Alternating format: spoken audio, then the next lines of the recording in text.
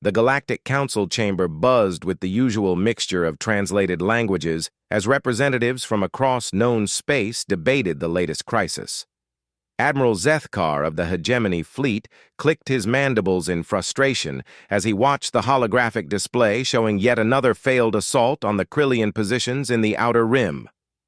17 standard cycles, growled Commander Vex Thu from her crystalline form. 17 cycles we have been trying to dislodge these parasites from the mining colonies, and still they hold their ground with impunity. The Krillians had appeared seemingly from nowhere, establishing heavily fortified positions on 12 resource-rich worlds. Their technology was advanced, their defenses nearly impenetrable, and their warriors fought with a ferocity that had bloodied the noses of 3 different Galactic Council fleets. What made them truly dangerous was their position warfare. They had turned each occupied world into a fortress with overlapping fields of fire and defensive positions that could withstand orbital bombardment. Perhaps it is time to consider the nuclear option, suggested General Mordak, his scaled hide rippling with agitation. A full planetary bombardment would eliminate the threat, even if it renders the worlds uninhabitable. And destroy the very resources we seek to protect? Admiral Zethkar's compound eyes focused on the Saurian general. The Council would never approve such waste. These are some of the richest mineral deposits in this sector. As the argument continued, a soft chime indicated a new presence in the chamber. The assembled representatives turned to see Ambassador Chen Wei, the human representative, entering through the side portal. The humans were still relatively new to the Galactic Council, having been admitted only 50 standard cycles ago after first contact. They were from a planet the Galactic Database had classified as a Class 12 death world, though most Council members couldn't understand why such a designation mattered. "Forgive my lateness," Chen said in his calm, measured tone. "I was reviewing the tactical reports from the Krillian situation." "Ah. Human," Admiral Zethkar acknowledged with what passed for politeness among his species. "We were just discussing our options. Your people have been remarkably silent on this matter." Chen took his seat at the circular table, his dark eyes scanning the frustrated faces around him. "We have been observing and learning. The Krillian defensive strategy is indeed formidable by conventional galactic standards." "Conventional standards?" Commander Vex Thu's crystalline form flickered with what might have been amusement. "Are you suggesting your people have unconventional methods?" The human ambassador paused, seeming to choose his words carefully. "Earth's history has been shaped by conflict in ways that may seem unusual to species that achieved spaceflight through more peaceful means. We have developed certain tactical specializations that might prove useful in this situation." General Mordak snorted, a sound like grinding stone. "No disrespect, Ambassador, but your people barely qualify for space combat operations. Your ships are adequate, your weapons functional, but you lack the industrial might of the hegemony or the technological sophistication of the crystalline collective." "This is true," Chen conceded without apparent offense. "However, the Krillian problem is not one that requires massive fleets or advanced technology. It requires precision." "Precision?" Admiral Zethkar leaned forward. "Explain." Chen activated his personal datapad, projecting a tactical analysis into the chamber's central hologram. The display showed a detailed breakdown of Krillian defensive positions on the contested world of Kepler 442c. Red markers indicated strong points, defensive installations, and troop concentrations.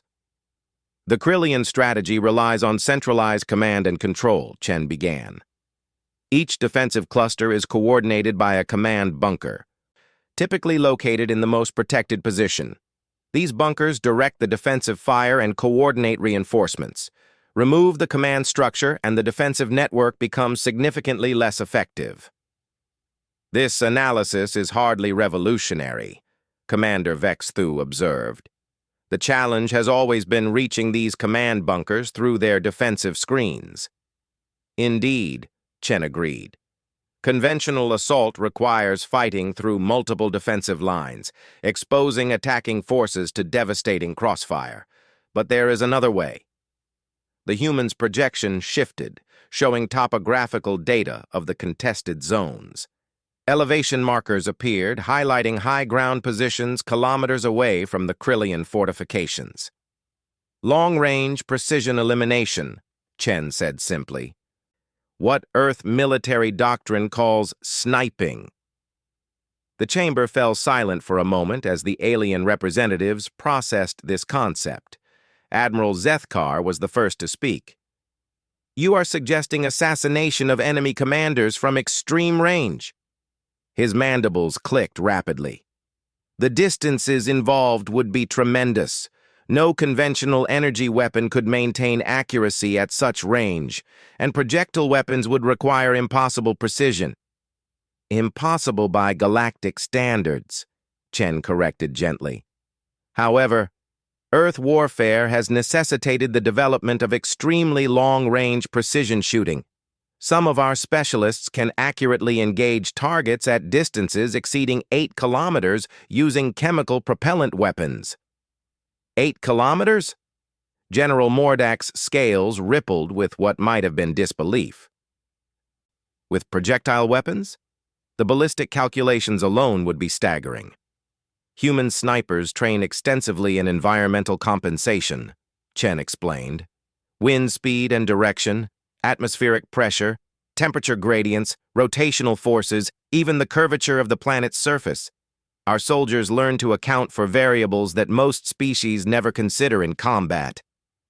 Commander Vex Thu's crystalline structure pulsed thoughtfully. Even assuming such accuracy is possible, how would this solve the Krillian problem? Surely they would detect incoming fire and take countermeasures. Chen's smile was almost imperceptible. That is where human stealth doctrine becomes relevant. Our snipers are trained not just in marksmanship, but in concealment and patience. They can remain hidden in hostile territory for days or even weeks, waiting for the perfect opportunity. The human pulled up additional data, showing examples of terrain features on the contested worlds, rocky outcroppings, dense vegetation, artificial structures that could provide concealment. A properly positioned sniper team could observe Krillian operations for extended periods, mapping their patrol routes, identifying key personnel, and waiting for optimal engagement windows. The first shot would eliminate the primary target. Subsequent shots would target secondary commanders before the enemy could locate the firing position. And then, Admiral Zethkar asked, then the sniper team relocates to a completely different position and repeats the process. Krillian commanders begin disappearing one by one, their defensive coordination breaks down, and conventional forces can exploit the resulting chaos. The chamber buzzed with translated conversation as the various representatives discussed this proposal. The concept was alien to most galactic military thinking, which favored direct confrontation and overwhelming force. There are significant risks, General Mordak pointed out. If these sniper teams are discovered, they would be completely isolated behind enemy lines with no support. This is true, Chen acknowledged. Sniper operations require exceptional individuals. Not every soldier can handle the psychological pressure of operating alone in hostile territory for extended periods. However, Earth has a long tradition of producing such specialists. How long would you need to prepare such an operation? Commander Vex Thu asked. 2 standard weeks to deploy teams and establish positions. Another week for intelligence gathering and target identification. We could begin operations within 3 weeks of receiving authorization. Admiral Zethkar considered the proposal. The conventional approach had failed repeatedly, costing ships and lives while making no meaningful progress. The human suggestion was unorthodox, but it offered hope where none had existed before. The Council will need to vote on this proposal, he said finally. but I believe desperation makes strange allies of us all." As the session concluded and representatives began filing out, General Mordak approached the human ambassador privately. "Your confidence is admirable, Ambassador Chen, but I must ask, can your people truly deliver on these promises? The galaxy is watching, and failure would not reflect well on humanity's reputation." Chen met the general's gaze steadily. "General, my people have been killing each other with remarkable efficiency for our entire recorded history. We have turned the art of precision violence into a science. The only thing that has changed is the target." As the Saurian general departed, clearly unsettled by this response, Chen remained in the chamber, reviewing tactical data. Earth had been underestimated since joining the Galactic Council, dismissed as a minor power from an insignificant world. Perhaps it was time to demonstrate that death worlds produced more than just sturdy constitutions. They produced warriors who understood that sometimes the quietest weapon spoke the loudest. Sergeant Major Elena Vasquez pressed herself deeper into the rocky outcropping, her ghillie suit blending perfectly with the alien vegetation of Kepler 442c. For the past 6 days, she had remained in this position, moving only millimeters at a time, observing the Krillian command bunker through her scope, while her spotter, Corporal Zhang, maintained watch through high-powered optics.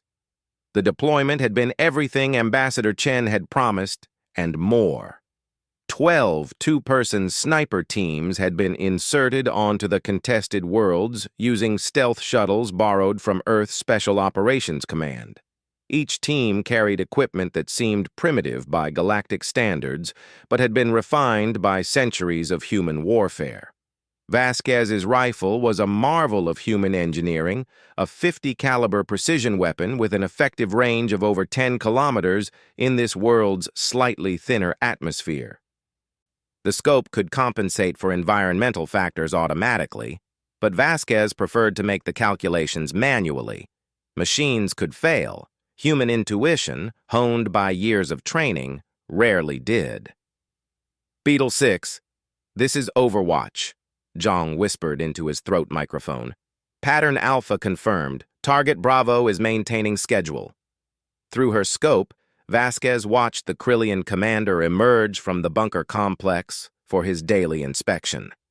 The alien was massive by human standards, easily 3 meters tall with 4 arms and chitinous armor covering most of his body.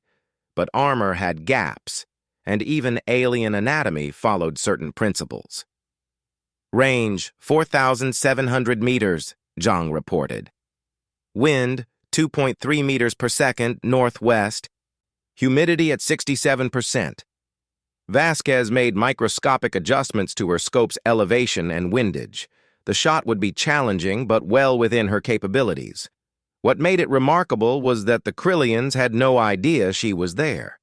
The alien military doctrine the humans had studied during their preparation was straightforward: establish defensive positions, maintain overwhelming firepower, and rely on technological superiority.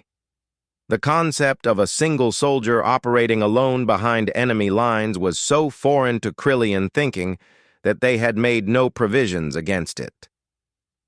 "Beetle 6, you have authorization for engagement," came the voice of Major Harrison, the operation commander, through the quantum communication link. "All teams report ready." Vasquez controlled her breathing, feeling her heartbeat steady as training took over. The Krillian commander paused at the edge of the bunker complex, exactly as he had done for the past 6 days. Routine was a sniper's best friend.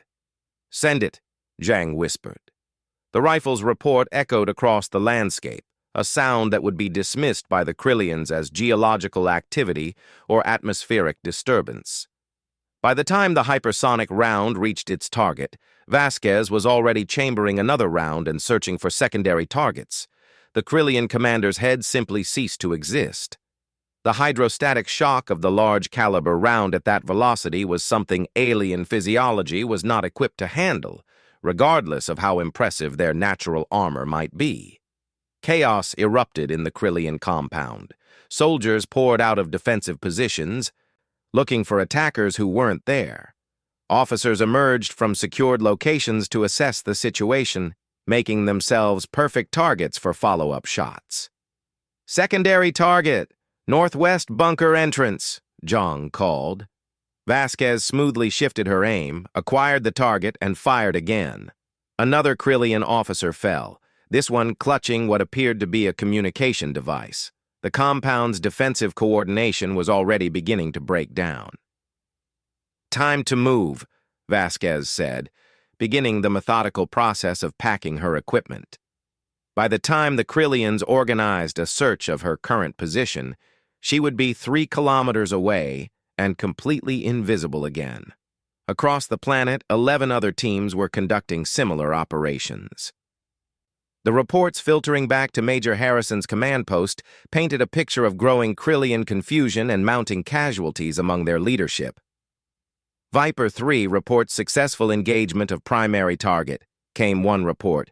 Secondary and tertiary targets eliminated, compound showing signs of defensive breakdown. Phoenix 1 confirms kill on facility commander, observing increased patrol activity but no organized search patterns. Scorpion 2 reports communications hub eliminated. Enemy appears to be operating without central coordination in Sector 7. Harrison studied the tactical display with satisfaction. The plan was working even better than projected. The Krillians were reacting exactly as predicted by Earth's military analysts, with confusion, paranoia, and increasingly desperate attempts to locate an enemy they couldn't understand.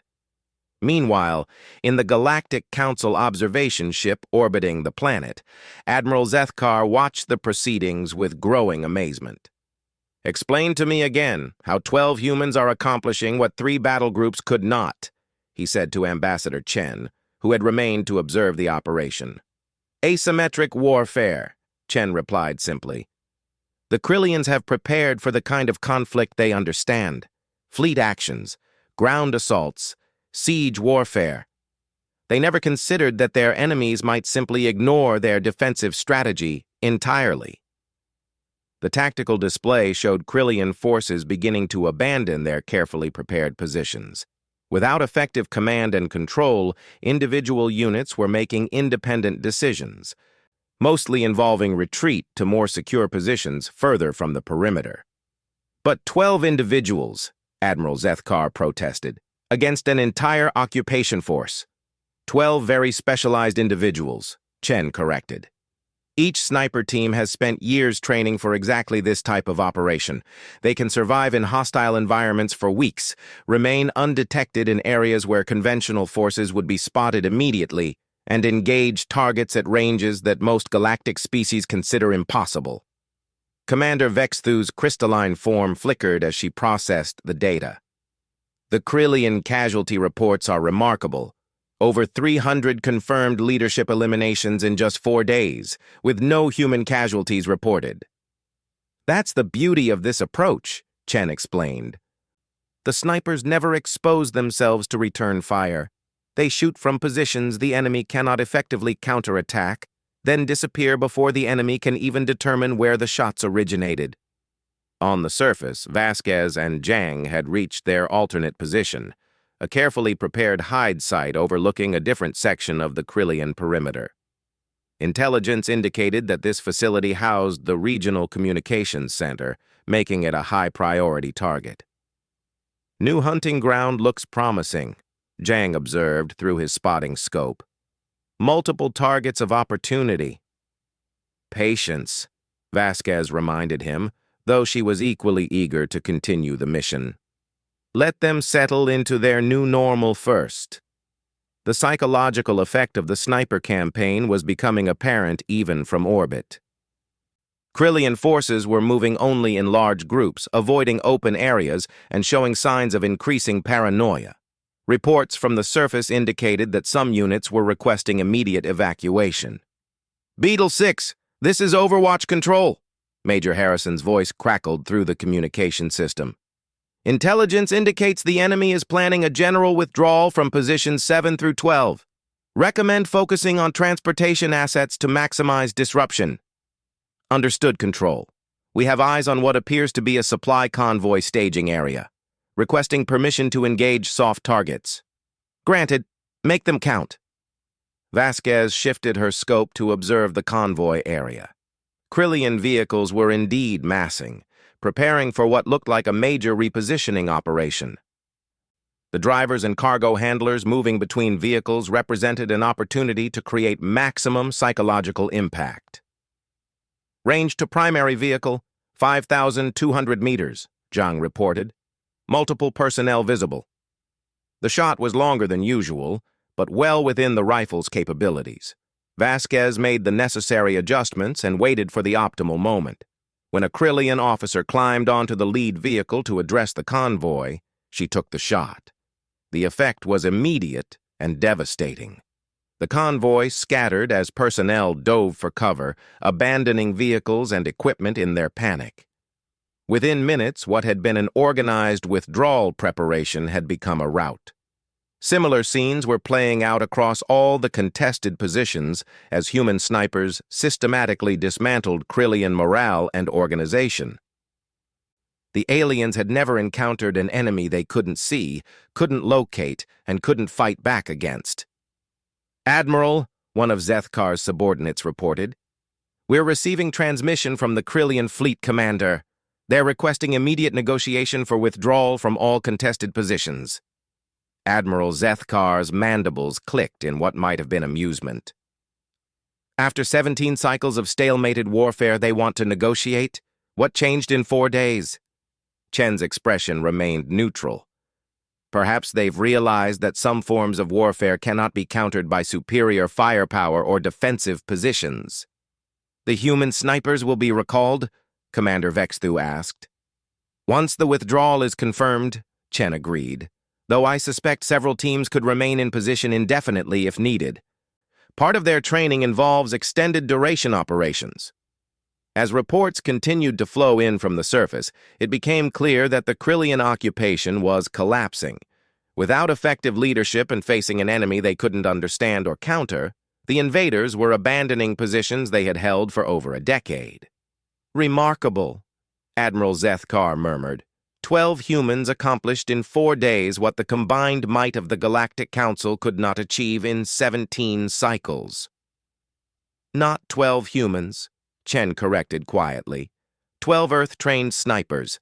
There's a significant difference. The Admiral considered this distinction as he watched the Krillian forces streaming toward their evacuation points, abandoning equipment and fortifications they had spent years constructing. Perhaps it was time for the Galactic Council to reconsider what they thought they knew about warfare and about the species from the small death world that had just taught the galaxy a very old lesson. That sometimes the most effective weapon was not the biggest or the most advanced, but the most precisely applied. The emergency session of the Galactic Council was unlike anything in recorded history. Representatives from over 200 species filled the vast amphitheater, their attention focused on the central display, showing the final Krillian evacuation from the Outer Rim territories. 7 days. 7 days was all it had taken for 12 human snipers to accomplish what the combined military might of 3 galactic civilizations had failed to achieve in 17 cycles of warfare. The implications were sending shockwaves through every military command in known space. Ambassador Chen sat calmly in the human section, seemingly unaware of the intense scrutiny being directed his way. Around him, the greatest military minds in the galaxy were struggling to understand how their fundamental assumptions about warfare had been so thoroughly shattered. "The final tallies are in," announced General Mordak, his scaled hide pale with what might have been shock. "Krillian casualties. 437 confirmed leadership eliminations, 68 vehicles destroyed, and complete abandonment of all contested positions. Human casualties, 0. A murmur ran through the assembled representatives. 0 human casualties in an operation that had dismantled an entrenched enemy occupation force. Admiral Zethkar activated the central display, showing tactical analyses from the concluded operation. Computer models indicate that conventional assault on the Krillian positions would have required minimum 3 battle groups and resulted in estimated casualties exceeding 50,000 personnel. Instead, Commander Vexthu added, her crystalline form pulsing with obvious agitation, 12 humans eliminated the threat with surgical precision and no losses whatsoever. Admiral Kethmore of the Aquarian Defense Fleet raised a tentacle. I must ask the obvious question. If human capabilities are this advanced, why have we never seen evidence of such military efficiency before? Chen stood slowly, his calm demeanor unchanged, despite being the focus of hundreds of alien gazes. Because we have never been asked to demonstrate these particular skills. The Galactic Council's conflicts have generally been resolved through conventional space-based warfare. This was our first opportunity to apply Earth military doctrine to galactic problems. Earth military doctrine, General Mordak repeated slowly. Perhaps it is time we understood exactly what that means. The human ambassador activated his personal display, projecting images that caused several representatives to shift uncomfortably. Historical footage of human conflicts showing soldiers operating in environments that would be instantly lethal to most galactic species. Earth is what the galactic classification system calls a Class 12 death world, Chen began. Our planet has tested humanity through ice ages, volcanic eruptions, earthquakes, floods, droughts, and predators specifically evolved to kill creatures like us. Survival required not just adaptation, but the ability to eliminate threats efficiently and decisively. Images of human snipers in various historical conflicts appeared. Urban warfare, jungle operations, Arctic conditions, desert campaigns. In each environment, human marksmen demonstrated the ability to engage targets at ranges that most species would consider impossible. Our military history spans thousands of years of continuous warfare, Chen continued. Every generation has refined the techniques passed down from previous ones. By the time we achieved spaceflight, human soldiers were capable of operations that no other species has ever needed to develop. Admiral Zethkar studied the historical data with growing unease. These ranges, these environmental conditions, the duration of operations.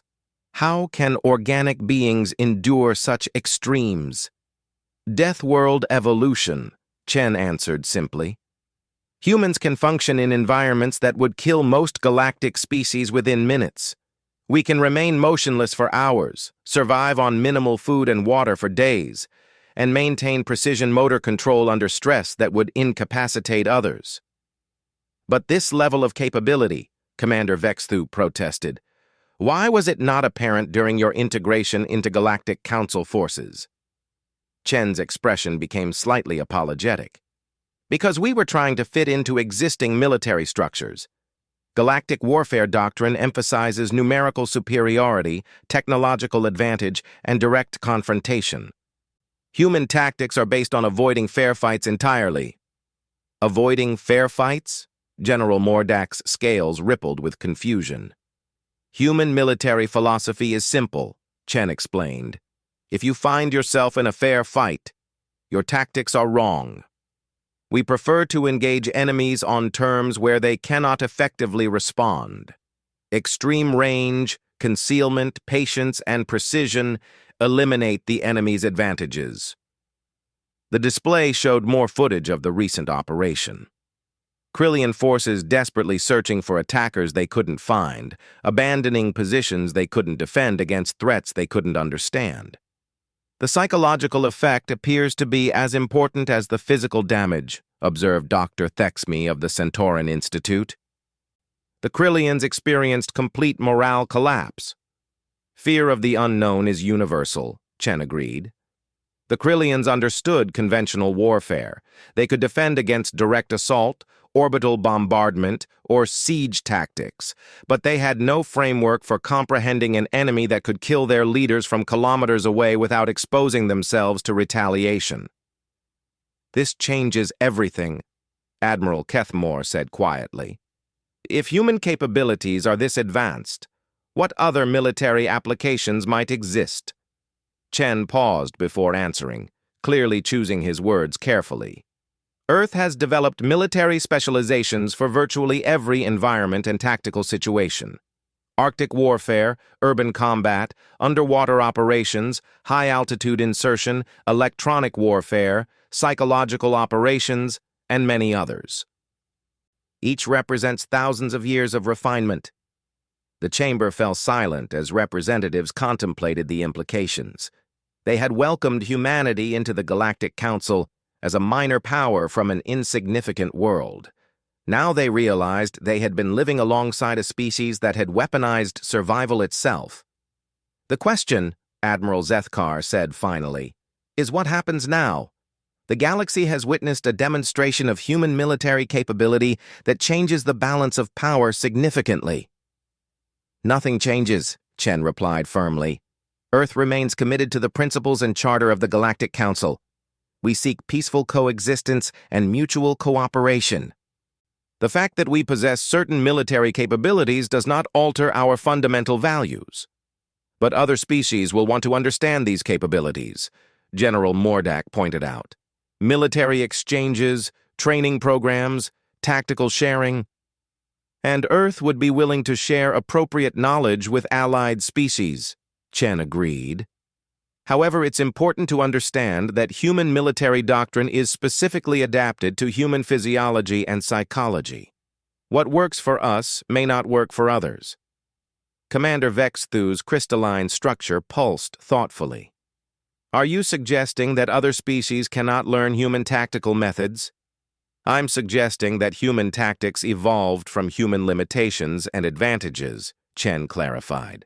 We can survive in environments that would kill most species, remain still for periods that would drive others insane, and make precision movements under stress that others cannot match. Our methods work because of what we are, not despite it. Dr. Thexme leaned forward with obvious scientific interest. The psychological factors may be the most significant. Human capacity for extended isolation, patience under stress, and what appears to be an unusually high tolerance for violence. These are presumably evolutionary adaptations. Survival adaptations, Chen corrected. Earth required its children to be capable of violence when necessary, but also to control that violence precisely. Too little aggression meant death from predators or environmental threats. Too much meant destruction of social structures necessary for survival. Perfect killers who can also cooperate effectively, Admiral Zethkar observed. A remarkable evolutionary achievement. We prefer to think of ourselves as perfect survivors who can protect what we value, Chen responded. The Krillian operation demonstrated that human soldiers can eliminate threats efficiently, but it also demonstrated that we can exercise restraint, follow rules of engagement, and work within the framework of galactic law. The session continued for several more hours, with representatives asking increasingly detailed questions about human military capabilities and doctrine. Chen answered what he could, while carefully avoiding information that might compromise Earth's security or encourage aggressive actions by other species.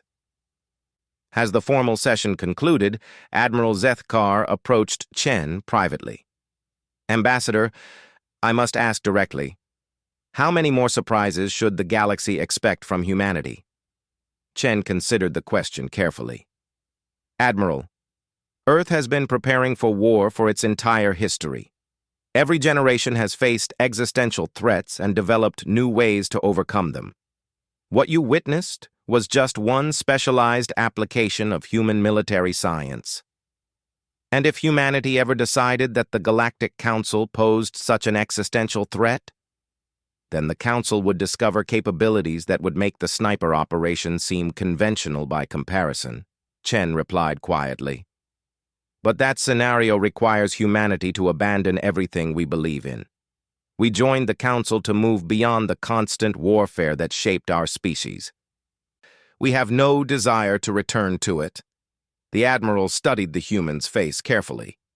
Yet the capability remains. The capability remains, Chen confirmed, As it must. The galaxy is not entirely peaceful, as the Krillian situation demonstrated. But capability and intent are very different things. As representatives filed out of the chamber, conversations buzzed with speculation about humanity's true military potential. Some species began considering new alliance possibilities. Others worried about the implications of sharing space with such efficient killers. But in the quiet of his diplomatic quarters, Chen composed his report to Earth Command. The galaxy now knew that humanity possessed advanced military capabilities, but they still didn't understand the full scope of human warfare doctrine. That knowledge gap might prove crucial if the peace they all hoped for eventually failed. The death world that had forged humanity had taught its children many lessons. The most important was that survival sometimes required others to fear what you might do, even if you never intended to do it. The galaxy had just received its first real education in why species from Class 12 death worlds deserved careful consideration. And in a dozen locations across human space, military commanders updated their threat assessments and began planning new training programs. The next time humanity was called upon to demonstrate its capabilities, they would be ready with techniques that would make sniper operations seem gentle by comparison.